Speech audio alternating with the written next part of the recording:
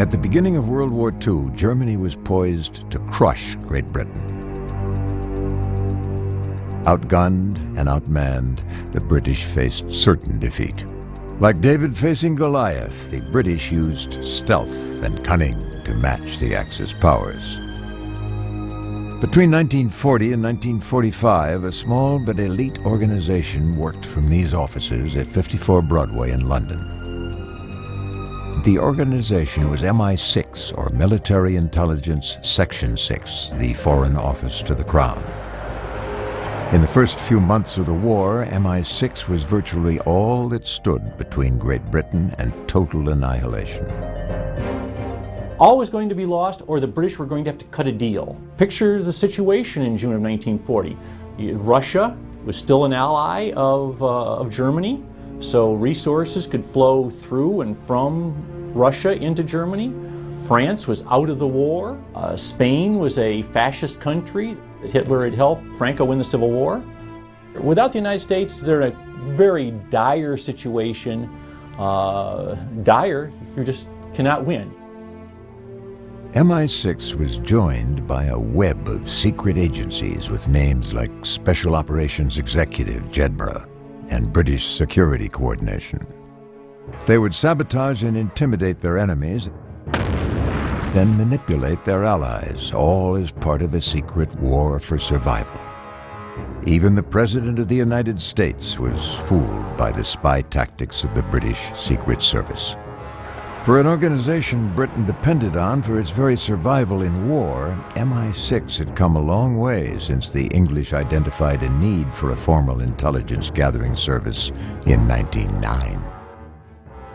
There was a very wide-ranging review into the failure of British intelligence, and it turned out that part of the reason the failure of British intelligence was that there was no such secret service. Everybody believed there was a secret service, but actually none existed. Military intelligence was needed to protect the interests of the empire.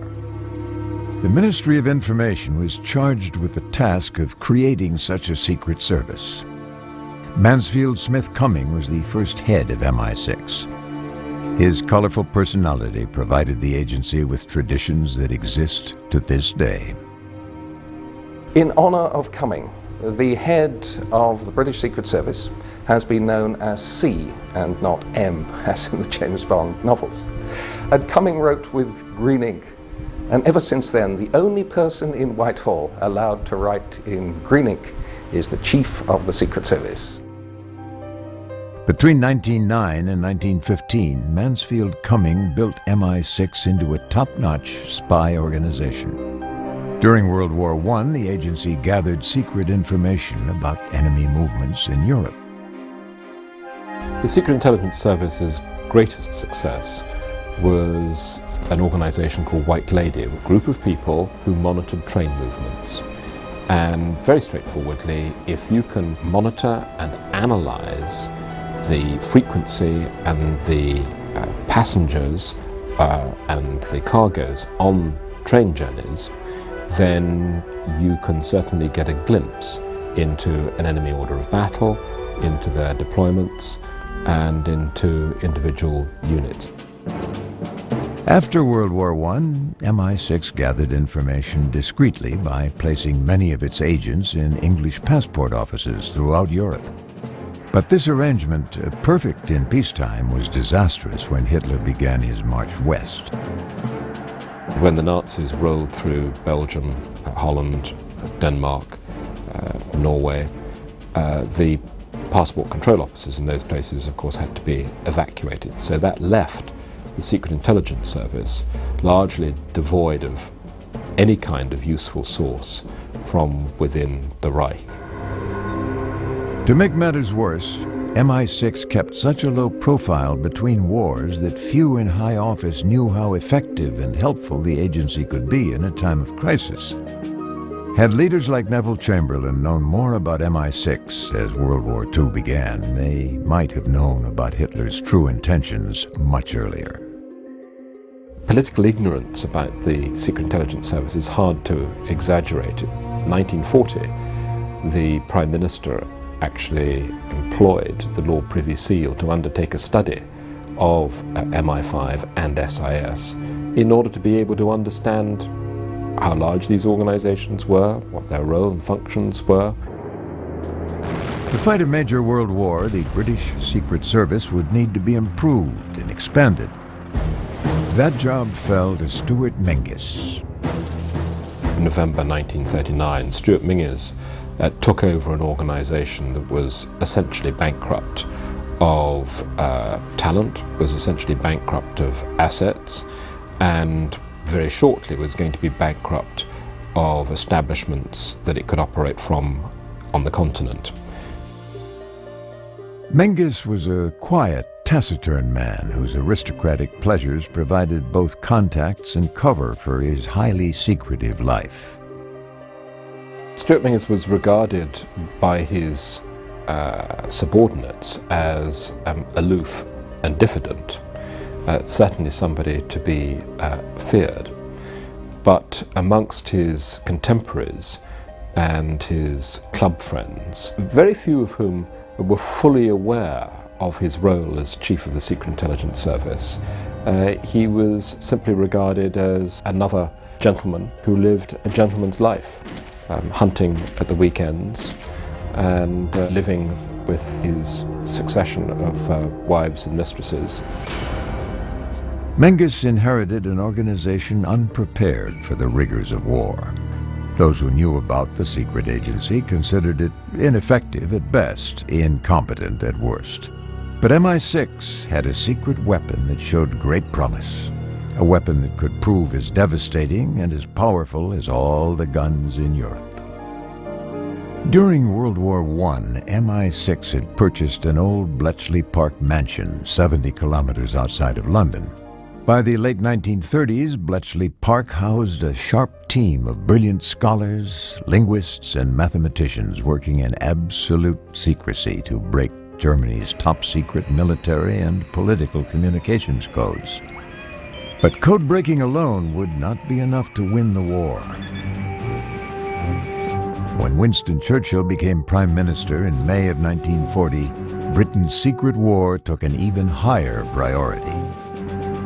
Soon, MI6 and its codebreakers would be joined by an elite force designed to take the battle behind the front lines and into the heart of enemy territory.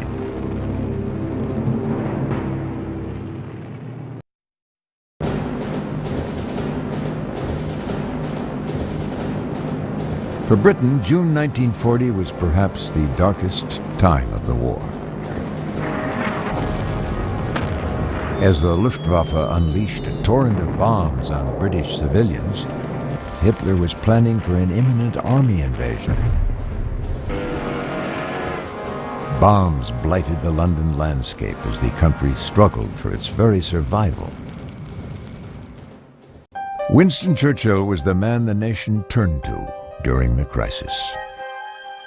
Churchill knew that MI6's code-breaking operation could be a decisive weapon in waging what he called total war.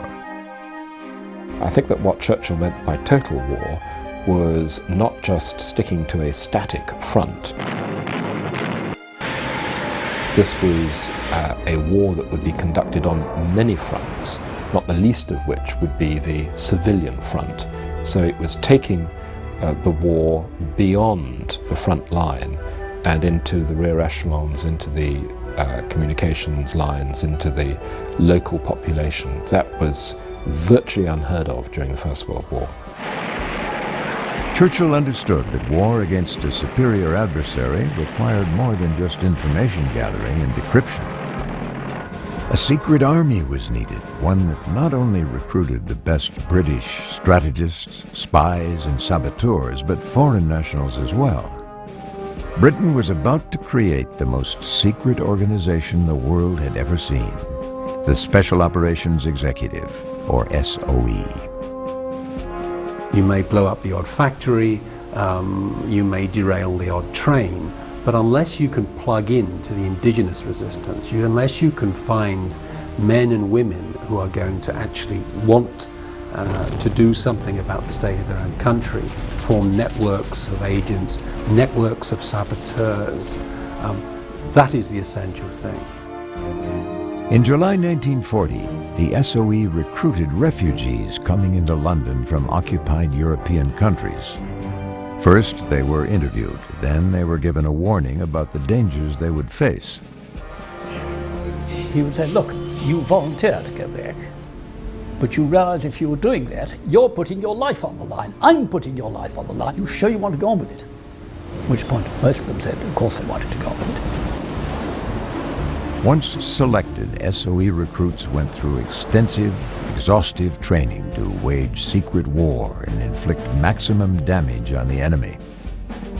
They learned about explosives, communications, and propaganda. Once the classroom training was finished, recruits were sent off to a remote section of Scotland. People had about 3 weeks severe training in mountain climbing, in living off the land, in handling small arms, in handling small boats, how to get into and out of a boat without making noise. Important, useful gift in the clandestine world. In Scotland, the recruits trained in conditions similar to their home countries. Well, when you came up to Scotland, you came to a countryside which was more like Norway, and you felt you trained the right muscles, and you felt very much at home. If you were doing long hikes up in Scotland, you came past remote farms, and the owner would be just as annoyed as a Norwegian mountain farmer would be if you passed without saying hello and having a chat and probably a cup of tea and that sort of thing. So you felt very much at home indeed. SOE recruits had to face the difficult prospect that they might have to use their training in lethal force in combat. It was very brutal. Just a couple of months before, you were very peaceful young chaps back in Alderson, and now you have been taught how to use a fighting knife, knowing where to stick it into a body. Sometimes you had difficulties in falling asleep at night because you were thinking what you had been taught during the day. SOE's early missions in the war were often plagued by failure. They lacked transportation to return to the continent and were not given enough supplies. No shortage of volunteers, huge shortage of communications equipment, and huge shortage of the means of getting the agents back into occupied Europe. That meant either aircraft or ships. Royal Navy not prepared to take the risk. By the end of 1941, the Royal Air Force finally began flying SOE operatives to Europe at night in what became known as Midnight Sonata missions. While SOE struggled to train recruits and get them into the field, the codebreakers at Bletchley Park had finally succeeded in deciphering some key German codes. To conceal the fact that a German code had been broken, Menges told no one, attributing the new intelligence to a fictional spy named Boniface instead. And so they invented a spy, a well-placed spy in Germany, and his codename was Boniface. And so when the distribution took place, it was circulated, codename Boniface. The implication was this was an excellent source, but of course, because SIS had such a poor reputation for cultivating and recruiting good human assets in Germany, the military commanders took no notice of Boniface. By November 1941, Boniface had been scrapped, and the highest British commanders were informed of MI6's breakthrough. Menges had quickly turned the moribund agency around, and the product of its labors, dubbed Ultra by Churchill for its ultra-secret content, was proving to be an instrumental secret tool of war. Britain's clandestine war now had two components. MI6 would intercept and decode German military communications, and SOE would fight behind enemy lines to organize and arm a secret army of resistance fighters in Europe. The two agencies had the same mission, but often struggled with conflicting agenda. There are two fundamental differences between MI6 and SOE.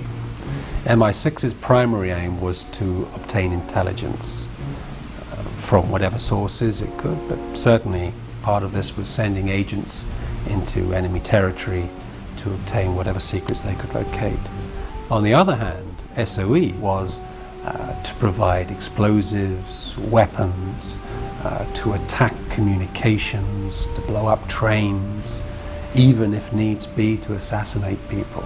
The one, intelligence gathering requires silence, quietness, don't make a fuss, remain undercover, whereas SOE was to make loud bangs, to create a nuisance, to attack the Germans.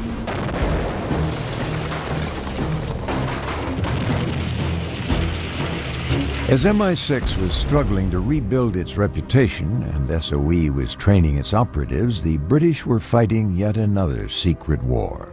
It was an extraordinary campaign of dirty tricks, salacious deeds, and exotic setups, and it was being fought not against an enemy, but against a potential ally.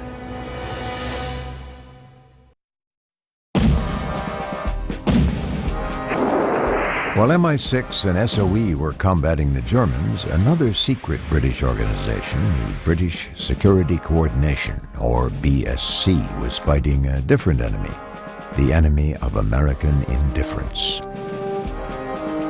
The problem is that the Americans don't believe that World War II has anything to do with them.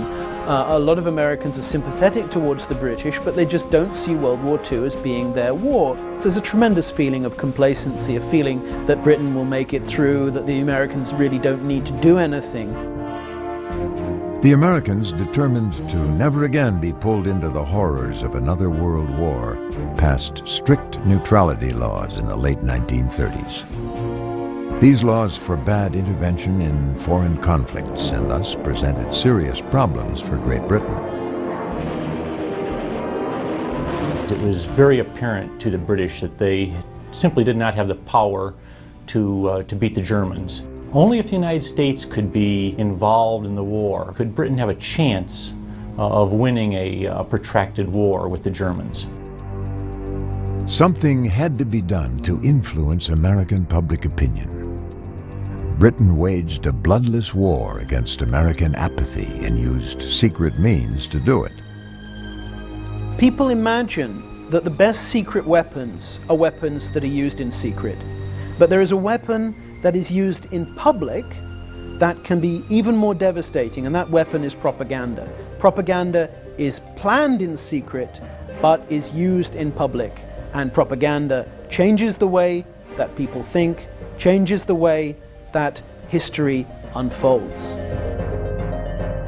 At Rockefeller Center in Manhattan, the British Security Coordination opened up offices in 1940, ostensibly to provide information about the war effort. In reality, the BSC was part of MI6. William Stevenson was a well-connected, wealthy Canadian businessman and a former war hero. He was recruited to run the British campaign in America. Stevenson is a tough, ruthless businessman. Had been a champion boxer, flyweight apparently at one time. A very tough, hard individual. He once volunteered to kill Hitler with a high-powered hunting rifle.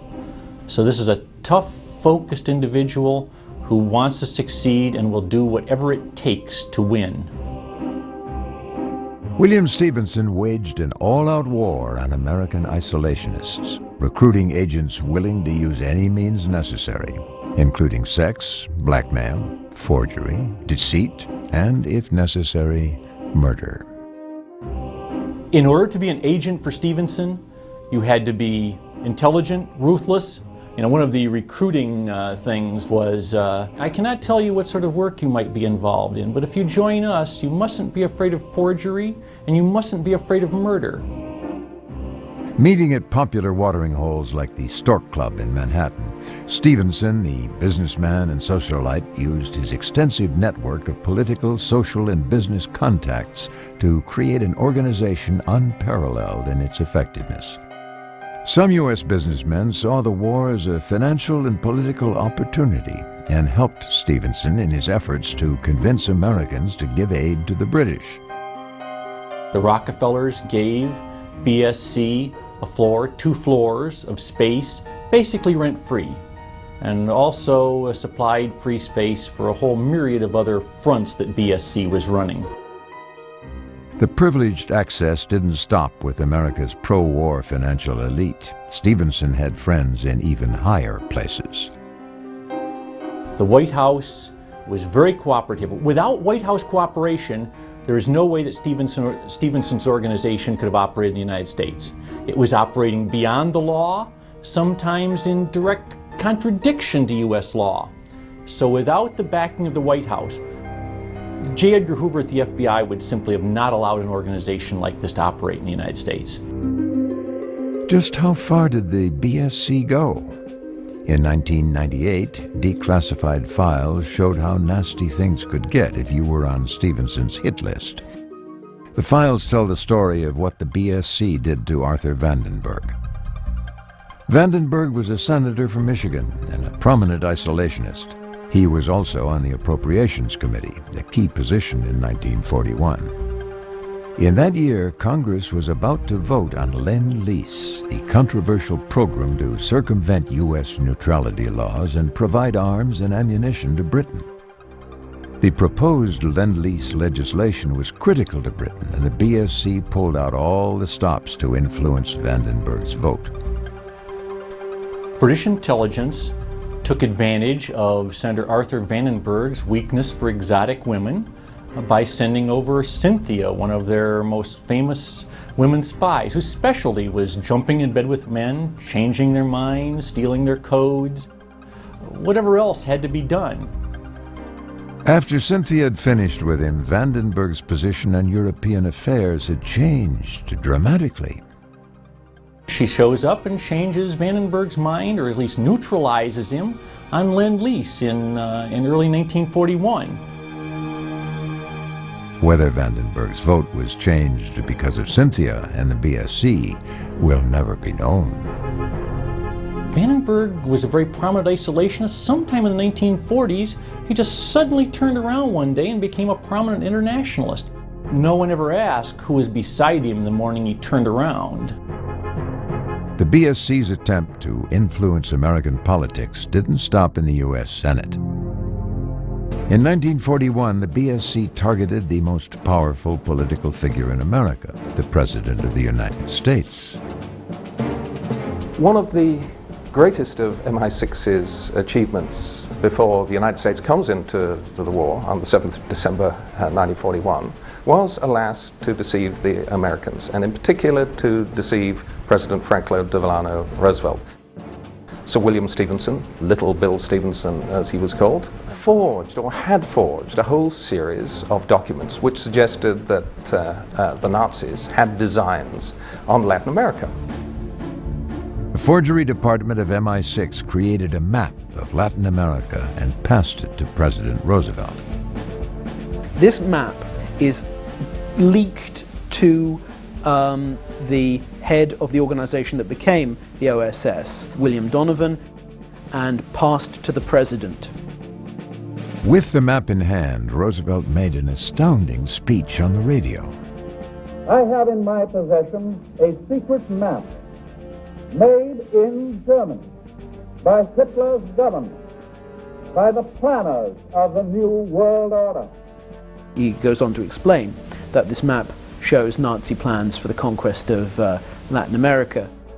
They have divided South America into 5 vassal states, bringing the whole continent under their domination.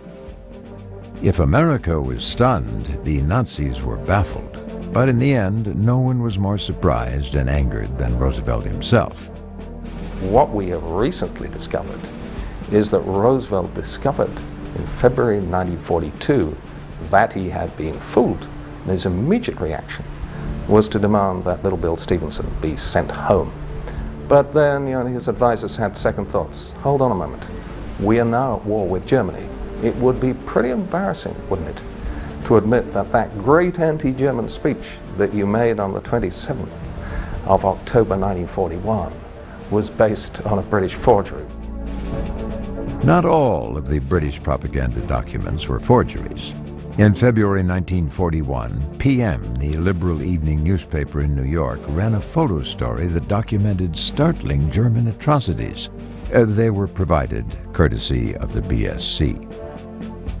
These photos are very, very dramatic.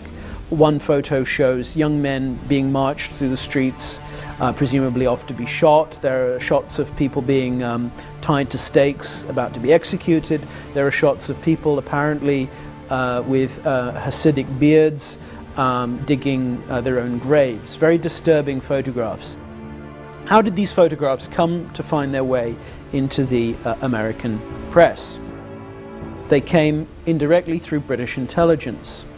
The cover story in the newspaper says a German flyer liked these photos so well that he took them with him on an air raid over Britain but was shot down. Now that is a propaganda cover story. It's a nice story because it kind of turns the knife in the wound. It says these are both horrible pictures and there was a German pilot who got off on this stuff and liked to carry it around with him. But the real story is that British Security Coordination passed them in a brown envelope to an official at the British Press Services. The British Press Services delivers the pictures to PM Magazine, and PM Magazine give the pictures to the American people. The photos hit home in a way that words never could. While the British influenced American publications, German propaganda took a more direct approach. The Germans used propaganda rather like an artillery barrage. The Germans begin sending films to Latin America to show how potent the Nazi war machine is, to show how powerful Germany is. These films were beautifully made, but are alarming to watch. The films found a very different audience than the German filmmakers had intended. British censorship in Bermuda, a secret operation, would intercept German films. They would copy these propaganda films and send them off to filmmakers in the United States. The re-edited movies became an effective tool for anti-German propaganda. Some of these films were simply given different narration. Guard particularly against this group. These are the most dangerous. German youth. Children when the Nazi Party came into power. They know no other system than the one that poisoned their minds. They're soaked in it. Trained to win by cheating. Trained to pick on the weak. They've heard no free speech. Read no free press. They were brought up on straight propaganda. In addition to changing the narration, footage from the intercepted films was added to Allied propaganda films to enhance their shocking effect. And the tender, repentant, sorry German people carried the torch of their culture to Austria, Czechoslovakia, Poland,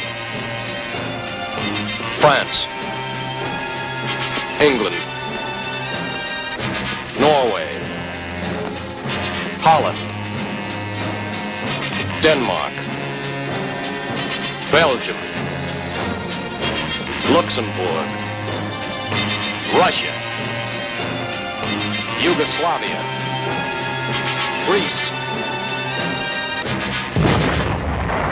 and the United States of America. From 1940 to 1945, propaganda films were an important weapon in Britain's secret war. Another method for influencing Americans was to manipulate the new bellwether of public opinion, the public opinion poll. These polls were supposed to measure accurately what America thought. But BSE had operatives working inside the polling companies to influence or change the results. A typical tactic was to do polls, rigged polls, at the conventions of national organizations, the American Legion, the CIO. You do a rigged poll and then show that 70–80% of the rank and file was pro-British and wanted to help the British. In the first 18 months of the war, the BSC manipulated politicians, rigged opinion polls, and planted stories in major U.S. newspapers. It was an extremely effective campaign. But it was the Japanese attack on Pearl Harbor that finally brought America into the war.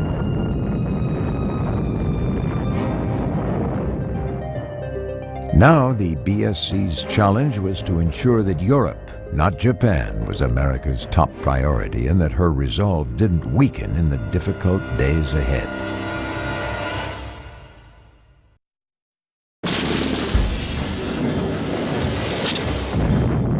The bombing of Pearl Harbor in December 1941 brought America into the war as Britain's ally. It also caused the BSC, led by William Stephenson, to shift its focus. It worked hard to influence Americans to ensure that defeating Germany was their top priority. But the black propaganda of the British secret war wasn't reserved only for Americans. It was also directed at the hearts and minds of the German people.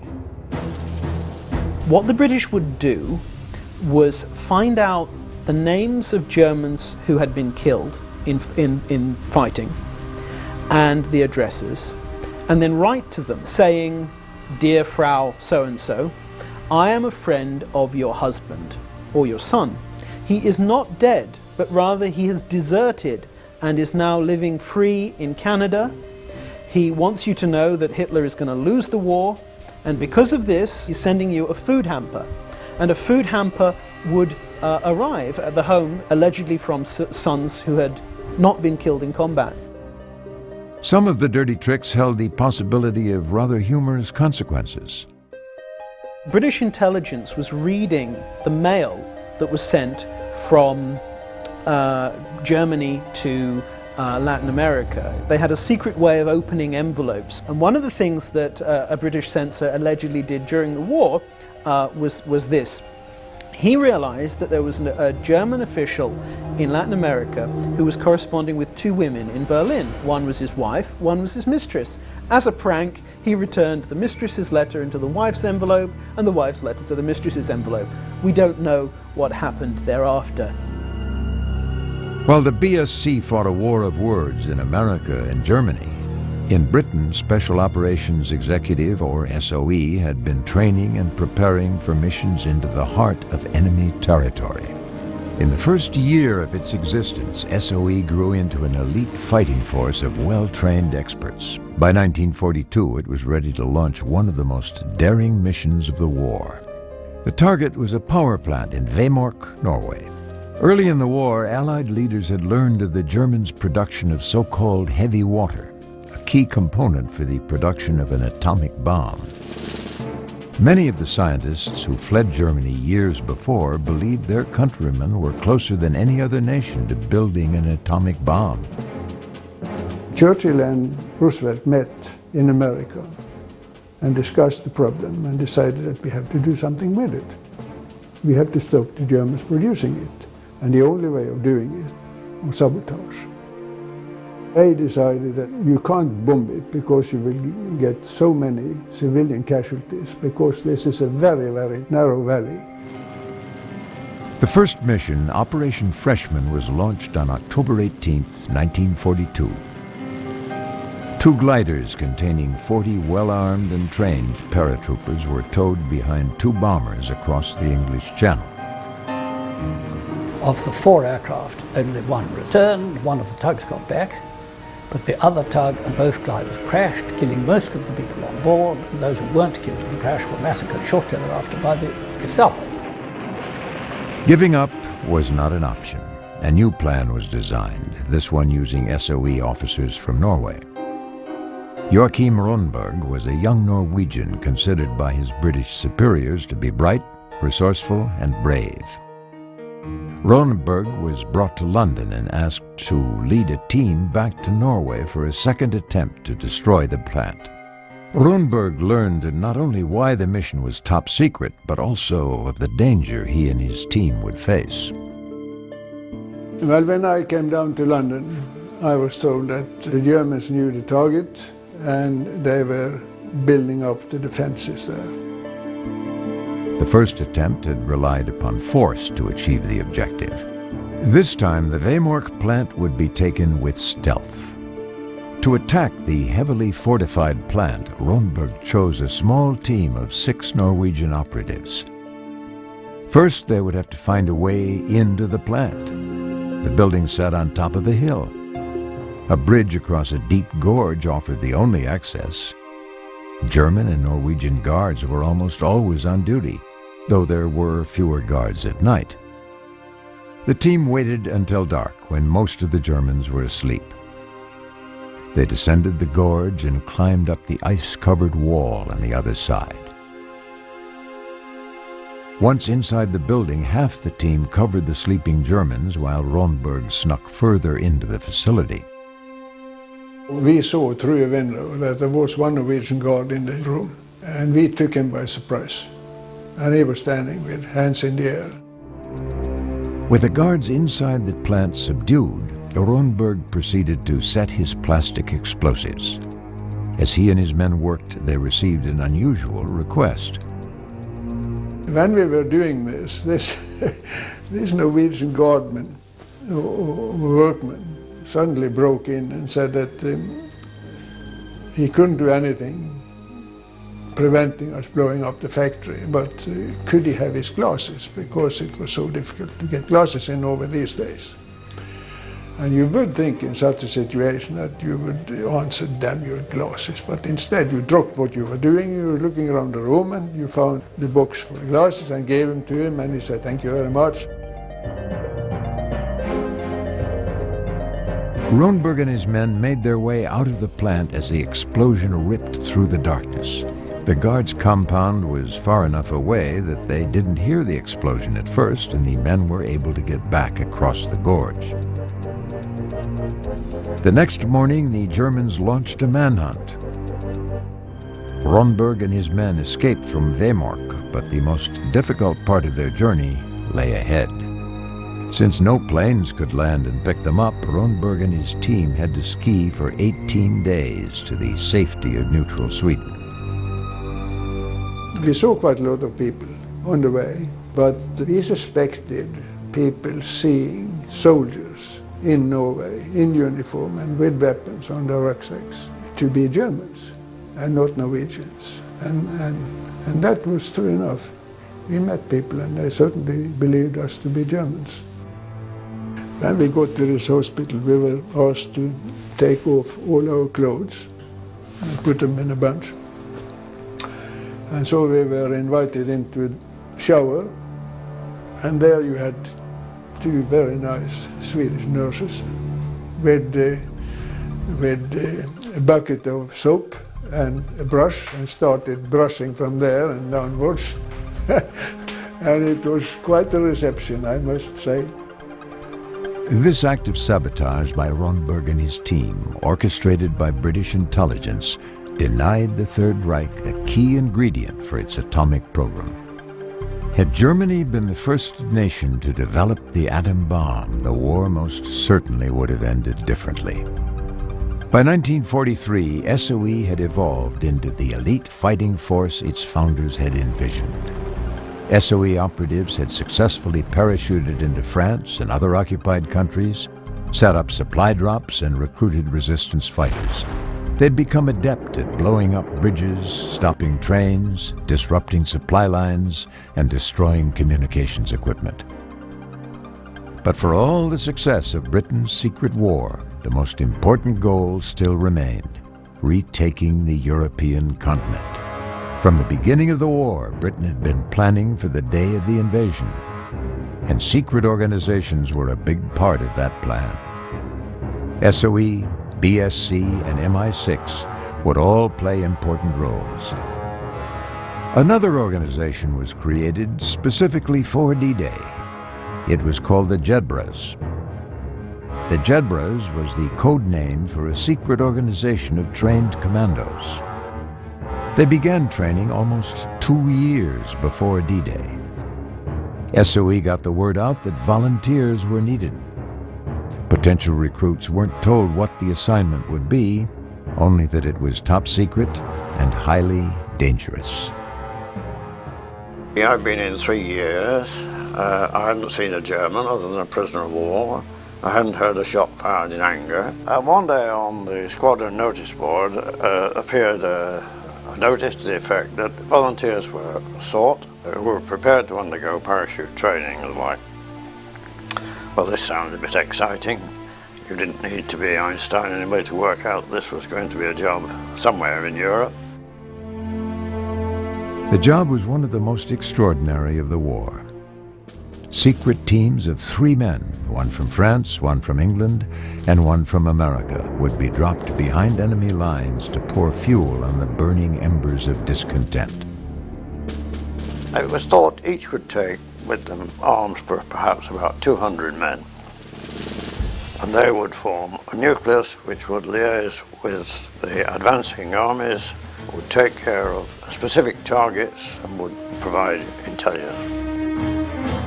For 18 months, the Jedbras trained. They would quietly arrive in Europe as the first wave of the largest invasion in the history of war.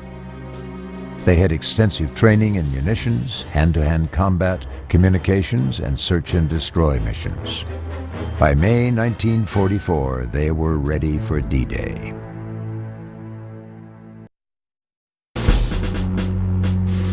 In the spring of 1944, a secret team of elite commandos known as the Jedbras was about to be dropped behind enemy lines.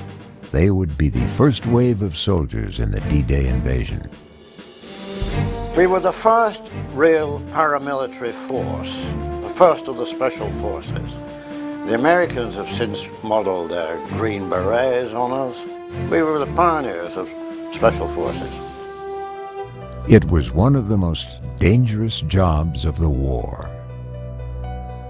They were aware that they would most likely face hostile interrogation and probable execution if caught. And they were all given the option of taking into the field an L pill, a lethal pill, which would enable them to commit suicide. The teams parachuted into enemy territory 3 days before the actual invasion. Once on the ground, they went about the task of establishing contact with the Allies and avoiding contact with the enemy. If you were captured, you were to say that you were a member of the Allied armed forces. Some were captured and were shot. Some were imprisoned and died in prison. But the line was that you were an Allied soldier and the Geneva Convention would look after you, you hoped. In the event something went wrong, the radio operators were trained to use secret communications to warn their commanders back home that they had been captured. If you were caught, or if you were being forced to send under duress, first you had a certain sequence of letters that you always had to put on the start of your message. If you missed them out, people knew there was something wrong, that type of thing. If somebody's holding a pistol to your head, you can let people know that you are sending under duress. But the Jedbra teams weren't always successful in avoiding danger. A few weeks after the D-Day invasion, Sergeant Ron Brierly and his Jedbra team were on a mission when they ran into the enemy. And we literally ran into a German heavy machine gun that raked all three vehicles. He was a good shot. And so Bennett was hit and de Schoenen was hit and 2 others were hit. Fortunately, nobody was killed. We got them out of the vehicles and we got in the ditch by the side of the road. And somebody gave Albert de Schoenen, my French officer, a cigarette, and he inhaled through the cigarette and the smoke came puffing out of his chest. It was quite dramatic. The Jedbras proved instrumental in making D-Day a success. They disrupted the enemy and provided important information to the Allies. The Jedbras were only one part of the secret force that the Allies depended on to make the invasion successful. MI6 was also implementing its covert plans to keep the enemy off guard on the big day. In fact, one of MI6's double agents would play a vital role in deceiving the Germans. The man's name was Juan Garcia, but he would go down in history as the famous double agent Garbo. Early in the war, the agency, criticized for its inability to keep and recruit good agents, almost let its best agent get away. He then went to the Germans, volunteered to spy for the Nazis, and claimed that he would be able to get to Britain. He only got as far as Lisbon, and he started supplying information to the Germans, which they accepted. And when we finally realized that this agent was reporting on information claiming that it had come from Britain, that we then brought him to Britain and adopted him as a double agent, and he became easily the most successful double agent of the Second World War. To keep the Germans guessing about the exact location of the invasion, MI6 had Garbo provide misleading information over his wireless set. In the months preceding D-Day, MI6 had taken great pains to build Garbo's credibility with the Germans. He was given enough information to maintain his plausibility, but never enough to damage the agency or endanger lives. It was a risky game, but German officials trusted Garbo's information completely. This credibility was crucial during D-Day. The Allies fooled the Germans into believing that the invasion was coming further north and south than it really was. By 1945, the British Secret Service had grown into a vast organizational network, a well-run, well-honed collection of agencies devoted to planting the seeds of enemy destruction. But for all its successes, MI6 and SIS had also fallen prey to one of the oldest ploys of the spy profession, the double agent. Late in 1944 and right the way through to the end of 1945, the Secret Intelligence Service was engaged in post-war planning, preparing for its role in the post-war era. There's a great deal of very detailed discussion about how and where SIS should be deployed. None of this, of course, was of any remote use, because the person sitting quietly, acting as secretary at some of these meetings, was Kim Philby, who supplied every document and every conclusion to his Soviet contacts. Kim Philby had been recruited by the Soviets in the early 30s while attending Cambridge University. At the beginning of the war, he'd been recruited by MI6. At the end of the war, he was a rising star in the agency. Philby wasn't the only one. The Soviets had also successfully recruited others from Cambridge. It would take over 2 decades, but a shocked nation would learn one day of the group called the Cambridge Five and of the damage they had done to Britain's national security. The Soviet Union has better intelligence on its allies than any power had ever had before. We now know that it had Kim Philby in MI6, that it had Anthony Blunt in MI5, that it had John Cairncross in the code-breaking center of Bletchley Park. As the war drew to a close, it wasn't yet known how much damage had been done by the Soviets to MI6. The British Secret Service had carried the day during the war, but a crucial decision faced Great Britain: what to do with SOE at war's end.